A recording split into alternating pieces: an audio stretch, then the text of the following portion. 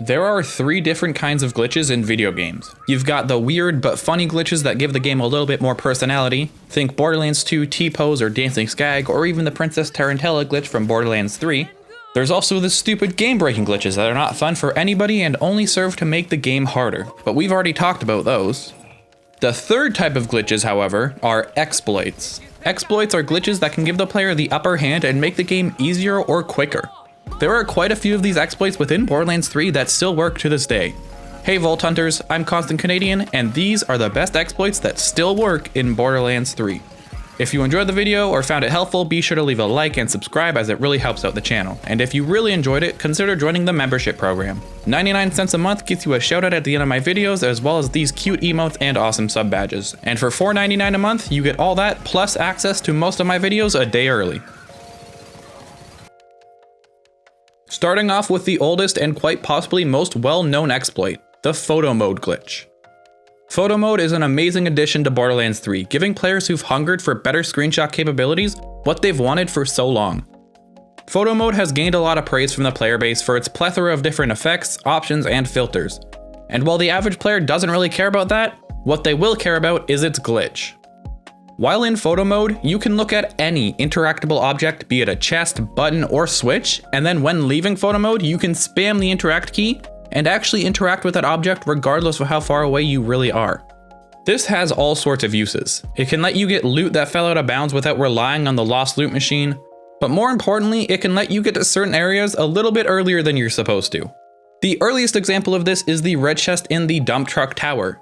Using photo mode, you can wedge your way into the area with the red chest and activate the button without climbing the tower, killing the enemies, and completing the puzzle at the top. This exploit can also be used to gain access to Fort Sunshine without using the rail by standing up against the gate, going into photo mode, and going up and over the wall, activating the button, and thus opening the door. This can save a little bit of time during the story playthrough, and a lot of time if you come back to farm the Face Puncher or the Maggie. The absolute best use of the photo mode glitch though is in the 3rd DLC, Bounty of Blood. Very early on in this DLC, after a few short mobbing sections, the player gains access to the Vestige Bank. Unfortunately for us though, the chests in the bank are locked behind a gate and inaccessible for the player. That is, until we use photo mode. Using photo mode, you can fly up into the ceiling of the bank vault and get behind the gate, open the red chest, and collect the loot. This is the easiest and earliest way to get guaranteed legendaries, which can be incredibly lucrative early on. There are other areas that photo mode can be used to gain access to, but the Vestige Bank is among the best. This glitch used to be actually even more lucrative, as if you backed up against a wall and spammed the reset camera button, you could actually teleport through the wall. And though this part of the exploit did eventually get fixed, photo mode is still incredibly helpful for getting into areas you're not supposed to. Next up on the list is another really good early game glitch, and that is the mail duplication glitch. The way this glitch works is super simple. At various points throughout the game, you can be mailed certain weapons. You can be mailed these weapons for many reasons. Every 100 kills with a certain manufacturer, you get a random weapon from that manufacturer. Upon completing certain crew challenges, you'll be mailed a special reward. And you can also be mailed any weapon from someone on your friends list at any time. With the mail duplication glitch, you'll be able to get multiple copies of each and every item you're ever mailed. To do this glitch, all you need to do is open your mail, claim the weapon you want to duplicate. Now don't back out of the menu, just move 2 tabs over to your EchoCast tab and then move 2 tabs back over to the mail tab. If you've done this correctly, the weapon you previously claimed should be back in your mail and ready to claim again. Now, unfortunately, the weapons don't re-roll when doing this, so this won't make farming weapons like the Lyuda or the Becca easier, but it is useful for having multiple copies of a weapon to either give to other characters or just to have different anointments on. Another advantage of this glitch is that it is a very easy way to get money early on, as you can just repeatedly duplicate the weapons in your mail and sell for literally infinite money, which is a very easy way to get your weapon SDUs early on for your playthrough. Speaking of duplication, it sure sucks that the golden and diamond keys are so hard to come by nowadays. If only there was some sort of way to get multiple keys without needing to farm vault cards or wait for shift codes. Okay, let's be real, this is an exploit video. We already know what's gonna happen. You can very easily duplicate both golden keys and diamond keys. To do this, you need to have golden or diamond keys ready to be claimed in your mail, but don't claim them yet. To duplicate these keys, you need to be in-game, disconnect your game from the internet, either by disconnecting from your Wi-Fi, unplugging your Ethernet cord, or just unplugging your modem. Doesn't matter how you do it, you just want to be off of the internet. Once you see the disconnected from shift message pop up confirming that you are no longer online, exit to the character screen and then reload into the game. You can now claim the diamond or golden keys. At this point, quit your game and then simply continue again. Your key should once again be ready to claim. This glitch can be repeated infinitely until you've got enough keys to satisfy your legendary greed. I highly recommend clearing out your mailbox of everything except for the keys, as this will make duplicating them way quicker. Also, don't sleep on the golden chest. It can be a very good source for world drop class mods and artifacts like the Victory Rush or the Launchpad. A couple of tips for farming the golden chest in Diamond Armory. If you equip the Schluter artifact and spawn a car in the bottom of Sanctuary, you can use Torgue stickies to blow up this car with just enough delay to go to the golden chest. For the diamond room, it's the same deal, except you want to throw a T2 or turret gun at the ground near the vehicle. My favorite is the smart gun for this, and by the time you've run up to the diamond loot room, the turret will have exploded and activated the Schluter. Combine this with the butt stallion milk from the citizen science machine in Tannis' lab, and you're pretty much always going to get legendaries. Sometimes you still need money, even after beating the game, and the mail duplication glitch just isn't fast enough. That's where this next glitch comes into play. If you've spent any considerable amount of time on Eden 6, you've probably noticed the occasional purple jabber carrying a barrel. These enemies are the loot variant of jabbers, and that barrel is our target here. The only thing you need to do this glitch is a Nightflyer pistol that drops from Rackman in the Carnivora map. You can actually use a level 1 Infinity, but that requires a glitch in of itself and doesn't actually provide infinite money, as the barrel will eventually break. So the Nightflyer is both better and easier. What you need to do for this glitch is find a loot jabber, which spawn frequently anywhere that jabbers spawn on Eden 6, though my favorite place to do it is here, just off from Naughty Peak. Now kill that loot jabber without destroying the barrel. This part is very important. Once you've killed the loot jabber and the surrounding enemies, equip the Nightflyer pistol and shoot the barrel. It should spit out money, and thanks to the special effect of this pistol, will never break. This glitch can be exploited quite literally infinitely, until you have more money than you know what to do with. And if you want to keep track of exactly how much money you have, then try to farm the Predatory Lending SMG from the Crawley family, as its ammo capacity is always equal to your total cash and can exceed the visual cap of 99 million on like your inventory. Using this glitch, you're going to be able to get around $200,000 per second, and it can be made even crazier using action skill and anointments on your shield and grenades. Also, don't worry about running out of ammo, as you can simply fast travel back to a vendor, buy ammo, and then the barrel should still be waiting for you when you get back. The Black Market Vending Machine was a very interesting addition to Borderlands 3, added back in March of 2021. This is a very special vending machine that will always have the same weapons, grenades, and shields. The stock in the Black Market Machine rotates once a week on Thursday, with most of its available stock being top tier weapons desired by everyone.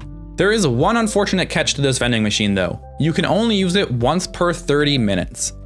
That is, unless you use this glitch to farm the vending machine infinitely. Full disclosure here, this glitch does require a second character to be in your game, whether through split screen on console or through a second copy of the game on PC. To do this glitch, you need to load up the game on player 1, go to the Black Market Machine and activate the nearest new use station. Then on player 2, join the game, check the machine, buy any items you like, and then save and quit, making absolutely certain not to exit player 1 into the main menu. Player 1's role here is to just stand there forever until you're done farming the vendor. Now, player 2 can farm Maurice's Black Market just like any other vendor by saving, quitting, and reloading back in. As long as player 1 doesn't go back to the menu, the vending machine will stay there forever. This is a very quick and very easy way to get some of the better versions of the game's best weapons. For example, this week the Sandhawk is in the vendor, and within 15 minutes I got some pretty crazy rolls. Not god rolls, but still really good. Now if only the Black Market could spawn class mods and artifacts. Just to be clear, there's no glitch for that, it's just rather unfortunate that it can't. So far, all of these glitches have been about getting loot easily, but what about glitches to straight up make your character more powerful? There are actually quite a few of them that still work in Borderlands 3. The first of which is an easy way to get insanely fast cooldown rate on any character. This glitch is stupidly simple, so simple in fact that you've probably accidentally done it without even realizing. To do this glitch, you simply need to have 50 points spent in the green tree of your Guardian rank to unlock the perk Topped Off. Now that you've unlocked Topped Off, you just need to find a new use station and respec. That's it. That's all you need to do. For whatever reason, this will make the Topped Off perk always active, increasing your action skill rate significantly. And what's even better about this particular glitch is that it stacks. That's right, if you respec multiple times, you can stack the always on Topped Off perk for some absolutely disgusting cooldown rate. After about 5 or 6 respecs, I was able to get Face Slam, one of Amara's longer cooldown skills, down to a 3-second cooldown, and was even able to get Zane's Mantis Cannon skill down to essentially 0 seconds, which is just completely broken. This glitch is super fun when paired with an action skill Damage Anointment, and creates some pretty unique builds simply just by existing. Now the negatives with this glitch are pretty rough, as respecs will always cost 10% of your current cash, and this glitch resets upon save quitting, meaning that anytime you want to abuse this exploit, you're going to be spending millions and maybe even billions of dollars to do so. Still though, this glitch is super freaking fun to play around with, especially with Flak, Zane, and Amara.